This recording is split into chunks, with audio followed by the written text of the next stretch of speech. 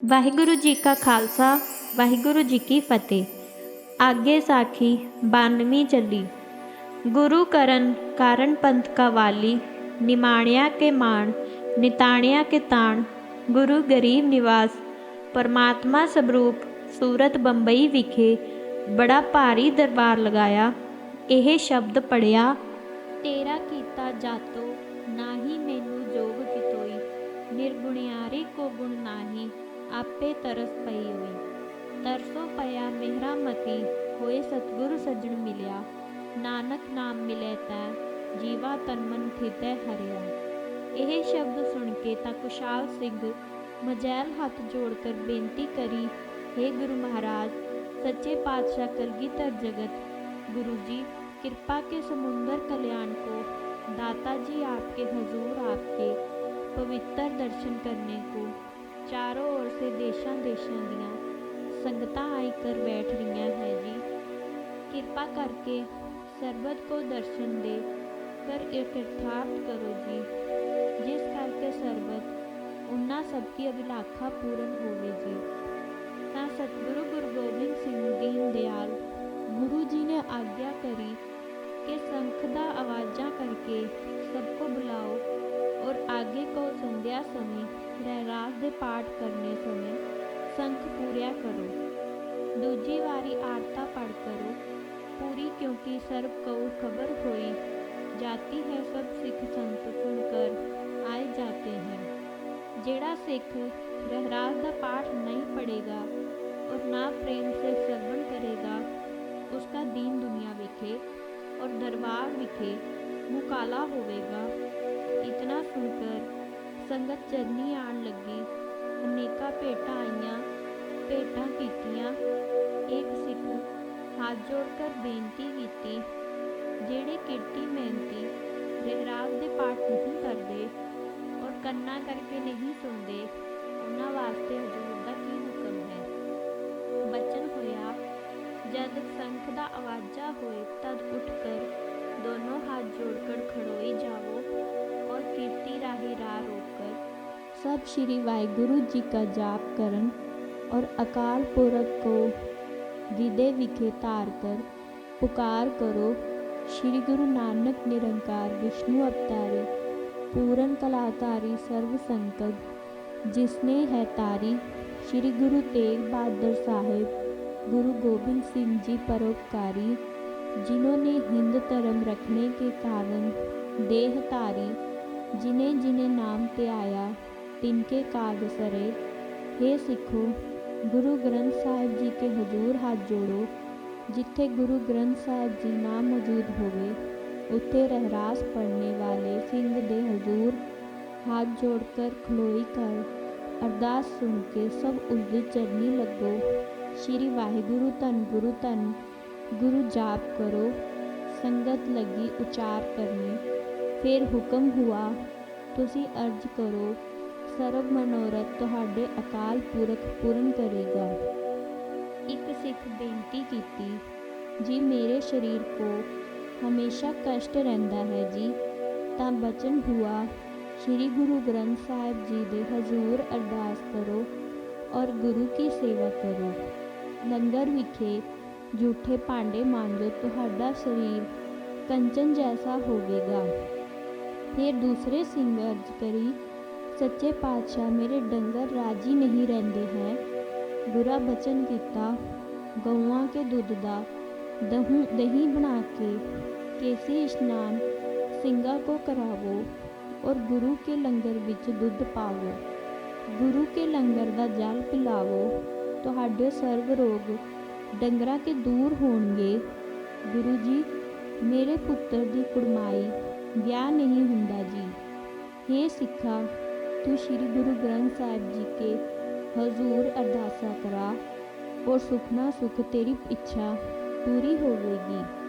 हे सिखो, तुसी बैलां नूं बहुत दुख देंदे हो, ताही ते तुसी खर्चों तंग रहंदे हो। जेकर बैलां नूं ना मारो, प्रेम करोगे, तद तुसां अत्यंत सुख होवेगा। आप राज के प्रसाद छकदे हो, इन्हां नूं भुखिया ना रखिया करो।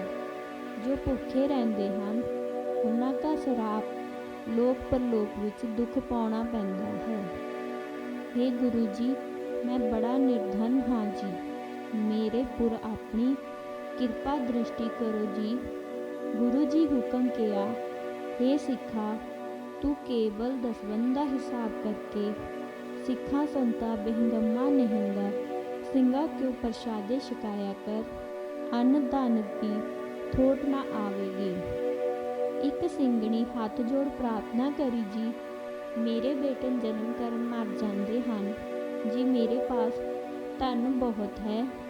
ਬਚਨ ਹੁਆ, ਤੂੰ ਸ਼੍ਰੀ ਗੁਰੂ ਗ੍ਰੰਥ ਸਾਹਿਬ ਜੀ ਦੇ ਪਾਸ ਅਰਦਾਸ ਕਰਵਾ ਕਰ ਕਹੋ, हे ਅਕਾਲ ਪੁਰਖ ਅੰਤਰਜਾਮੀ ਗੁਰੂਆ ਸਿਰ ਗੁਰੂ ਸ੍ਰੀ ਗੁਰੂ ਗ੍ਰੰਥ ਸਾਹਿਬ ਜੀ, ਸਾਡੇ ਬੇਟੇ ਜਿਉਂਦੇ ਰਹਿਣ। ਸਿੱਖ ਕਿਹਾ, ਸਤ ਬਚਨ, ਰਸਤੇ ਵਿਖੇ ਤੁਸੀਂ ਦੀਵਾ ਜਗਾਇਆ ਕਰੋ, ਘਰ ਵਿਖੇ ਦੀਵਾ ਬਾਲੋ, ਜੋ ਅੰਧੇਰੇ ਵਿਖੇ ਪੁਰਖ ਸੁਖੀ ਹੋਵੇਗਾ, ਉਸकी ਅਸੀਸ ਦੁਆਰਾ ਤੇਰੇ ਲੜਕੇ ਜੀਵਨਗੇ। ਹਨੇਰੇ ਵਿਖੇ ਜੋ ਮੰਦਰ ਹੈ ਉਹ ਮਨੁੱਖਾਂ ਦੇ ਰਹਿਣੇ ਲਾयक नहीं। जो तीमी अपने गर्भ का बुरा मांगती है, उसको जन्म कुत्ती का पावना पैंदा है। जिस पुरख ने इसकी रक्षा लिए उपाय नहीं किया, वो भी नरकों को भोगता है। क्यों स्त्री पुरुष दोनों ही नरकों के भागी हैं। संता सादा अभ्यागता की सेवा करोगे, जो अपना मान छोड़कर गुरु के आसरे जीणगे, ਉਹਨਾਂ ਦੀ ਗੁਰੂ ਸਹਾਇਤਾ ਕਰਨਗੇ। ਇੱਕ ਸਿੱਖ ਬੇਨਤੀ ਕਰੀ ਜੀ, ਲੋਕ ਲਾਜ ਨਹੀਂ ਛੱਡਦੇ, ਲੋਕ ਲਾਜ ਕੋ ਤਿਆਗੋ। ਜੋ ਜਨਾਨੀ ਗਰਭ ਪਾਲਤੀ सूत की करे आशा, ਵੱਡਾ ਹੋਇਆ माता पिता ਵਿਆਹ करते हैं, संतान बढ़ेगी। जो भले पासे होया ਤਾਂ कोई ਕੁੱਲਾਂ ਦਾ ਉਧਾਰ ਕਰੇਗਾ, माता पिता की सेवा करेगा। ਭਾਗਵਤ ਵਿੱਚ ਲਿਖਾ ਹੈ, ਇਸਤਰੀ ਪੁੱਤਰ ਕੇ ਵਾਸਤੇ ਦੂਸਰੇ ਦੇ ਗ੍ਰਹਿ ਵਿਖੇ ਭੇਜ ਦੇਵਨੀ, ਕਿਵੇਂ ਸਾਡਾ ਨਾਮ ਰਹੇ। ਤੇ ਫਿਰ ਹੱਥ ਜੋੜ ਕਰ ਸਿੱਖ ਨੇ ਬੇਨਤੀ ਕਰੀ ਜੀ, ਮੈਨੂੰ ਚੋਰੀ ਦਾ ਝੱਸ ਖਾਣ ਪੈਂਦਾ ਹੈ, ਮੈਂ ਚੋਰੀ ਕਰਦਾ ਹਾਂ ਤੇ ਮੇਰਾ ਹੱਥ ਫਿਰ ਵੀ ਤੰਗ ਰਹਿੰਦਾ ਹੈ, ਮੇਰੇ ਪਾਸ ਪਦਾਰਥ ਨਹੀਂ ਰਹਿੰਦਾ। ਸਤਿਗੁਰ ਬਚਨ ਕੀਤਾ, ਪਾਪ ਦੀ ਕਮਾਈ ਵਿੱਚ ਬਰਕਤ ਨਹੀਂ ਹੁੰਦੀ। ਰਾਜ ਦੰਡ ਵੀ ਮਿਲਦਾ ਹੈ, ਪਰ ਲੋਕ ਦਾ ਦੰਡ ਵੀ ਮਿਲਦਾ ਹੈ।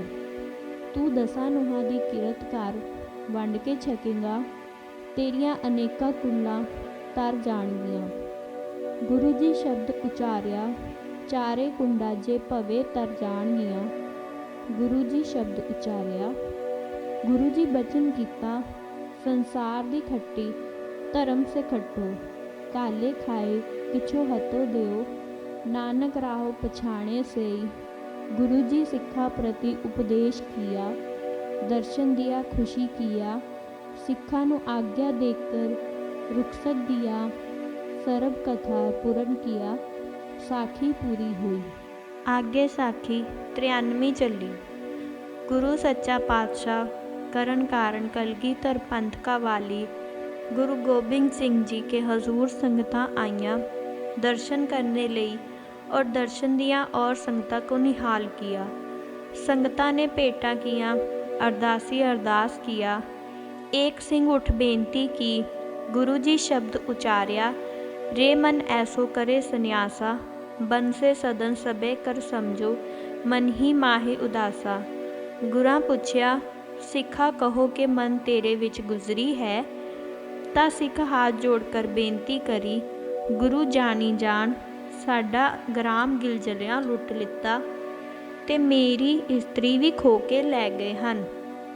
मैनू फिर खबर होई ते मैं हथियार पकड़ के तुरिया तां मेरी माँ ने कहा, बच्चा अपनी जान ना गवाई।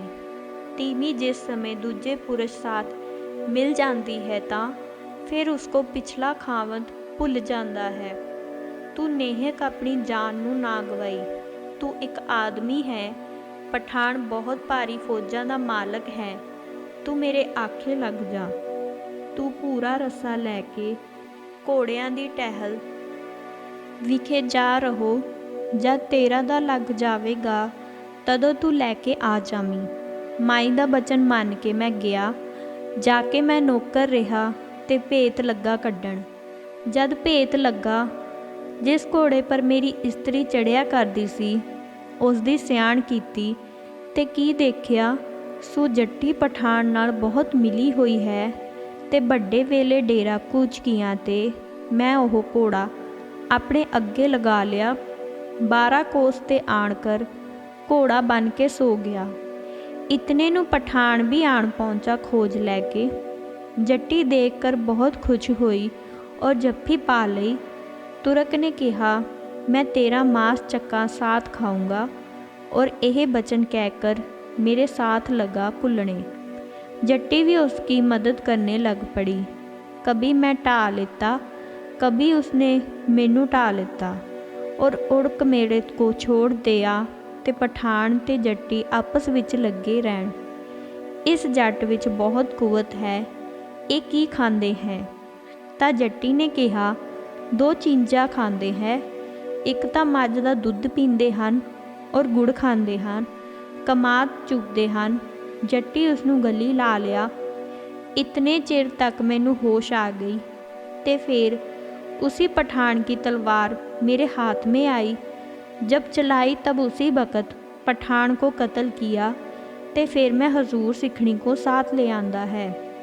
हुण सरीका रलने नहीं देंदा, अब उसको रलावणे दी की आग्या है। सिखा तेरे माँ प्यो ने सुखिया सी पीर नूं, जद लड़का ब्यावेगा तां मैं उसनूं आपकी सेवा विच लगावांगी। उसने उसकी सेवा विच नहीं सी भेजिया। अब वो खुदा जाके पठान नूं भेज के लै गए हैं। आगे वास्ते मुसलमानां नूं नहीं मनना। अब तू सिखणी नूं अमृत छका के केसा सणे टूबा लगा के इसनूं नाल रला लवो। कोई स्त्री का दोष नहीं, संसा ना करो। अब तुसी तीसरा पंथ सजे हो खालसा। गुरा बचन कीता, नेत्री सतगुर पेखना सरवणी। सुनना गुरु नाओ, सतगुर सेती गतिया दरगह पाए ठाओ। कहो नानक किरपा करे, जिसनूं एहो वत्थो देई। जग मैं उत्तम काढ़ेई, विरले केई केई। दोहरा, इस प्रकार उपदेश कर सतगुरु कयो सुनाए। गुरु हुक्म जो मान है, दुख भरम हो जाए। पुन गुरु खुशी होए, क्यों कयो सुन मजैल। सिंह जाट लीनो नाम बहादरी, दुष्ट तुरक के काट। वाहिगुरु जी की फतेह बोलो, सब कर जोर। साखी संपूर्ण हुई, अब आवे सब पोर। वाहिगुरु जी का खालसा, वाहिगुरु जी की फतेह।